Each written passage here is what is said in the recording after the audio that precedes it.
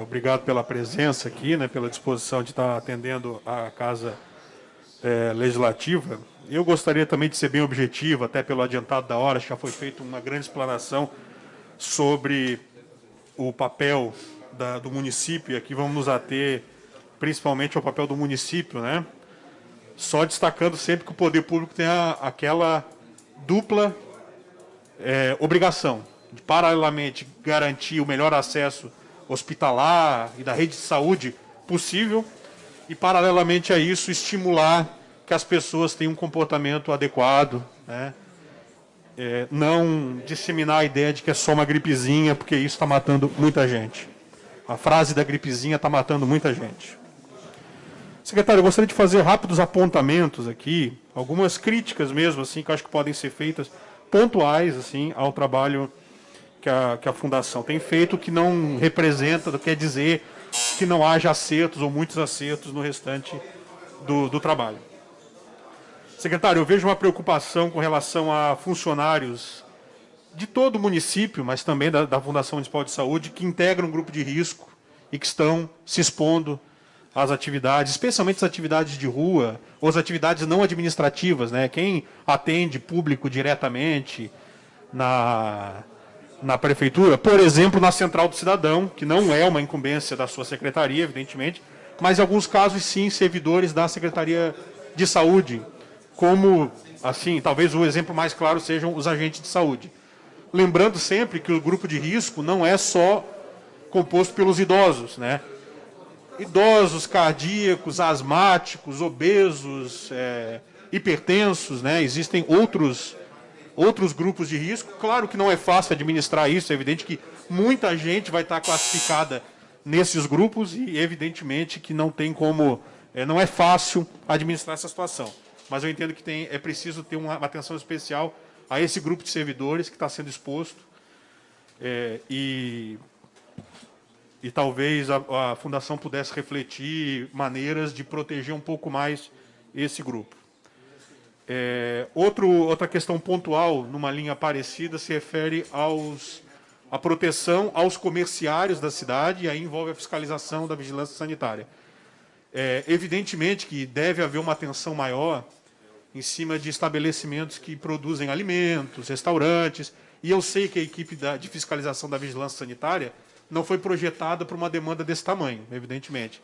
Mas é preciso atentar para comerciários, né? Disponibilização de álcool gel em todos os setores. A gente tem recebido algumas reclamações, especialmente em lojas muito grandes. Lojas que são muito grandes, que o setor de caixa é muito longe dos departamentos, né? Essas lojas têm uma incorrência grande de reclamações nesse sentido, do servidor que está lá num setor, loja do shopping, né?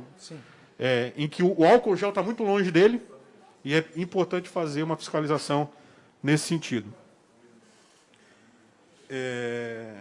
Outro ponto que eu vejo importante ser destacado aqui é a diferenciação que a legislação municipal criou, não só municipal, a gente sabe que a decisão foi regionalizada, entre restaurantes e lanchonetes. Isso é uma demanda grande dos empresários, principalmente do setor de lanchonetes.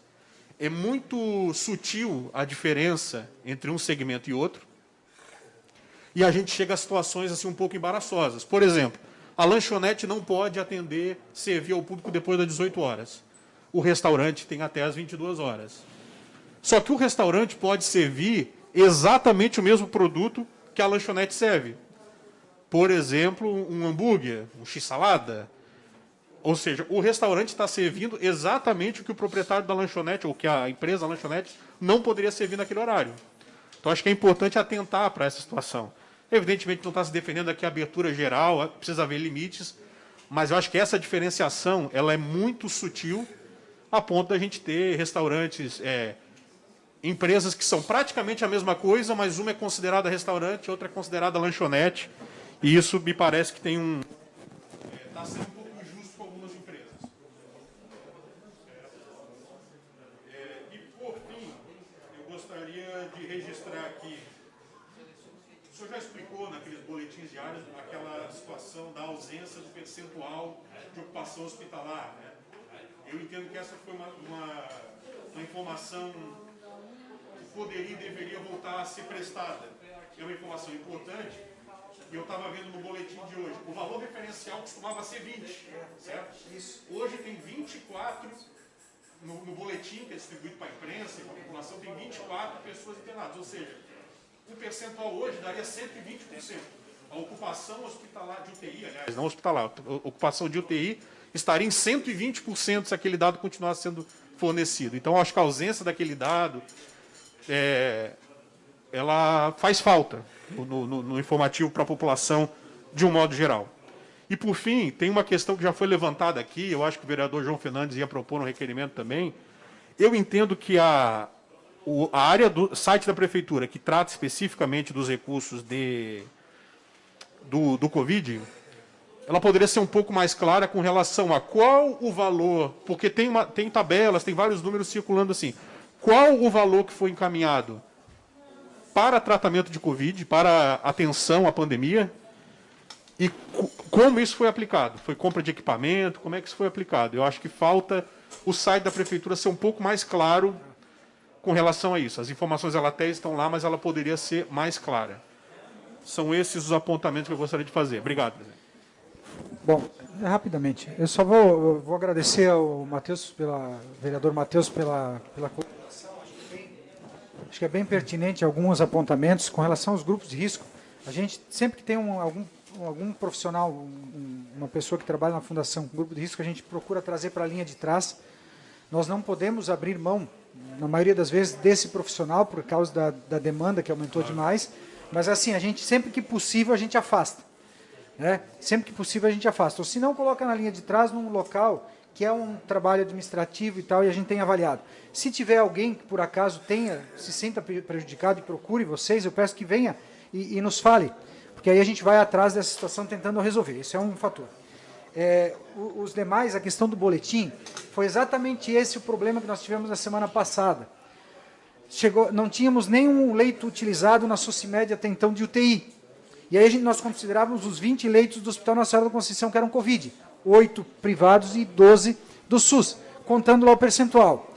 Só que aí, quando chegou um paciente lá na Socimed, a gente estava na situação assim, vamos botar só o que é SUS, vamos misturar, separar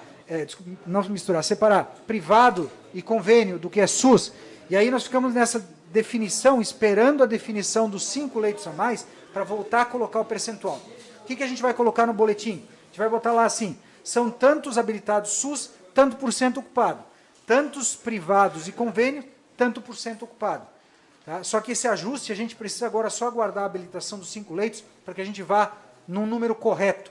Por isso que a gente teve que dar um passo atrás. E aquilo que a gente fala, quando a gente erra, ou quando a gente comete algum equívoco, que tem que ser corrigido de alguma forma, a gente dá um passo atrás, assume nessa situação, e a partir eu acredito que nessa semana, próxima semana, quando habilitar os 5 leitos, a gente vai voltar a colocar o percentual, que sim, é importante sim para passar para a população. Até por conta dessa divergência. Isso. Hoje, teria que estar 120% lá, sim, então seria dúvida, um dado sem dúvida, alarmante. Sem dúvida. Né? E até o seguinte, esses dias nós tínhamos 13 internados. Se nós colocássemos só o SUS, também dava 120%. Né? Então foi a nossa divergência ali, e se nós incluíssemos mais 10 leitos do Hospital Socimed, o percentual cairia, viria para 50% de ocupação, então ficaria muito dúbio, a gente resolveu tirar num primeiro momento para depois colocar isso mais à frente.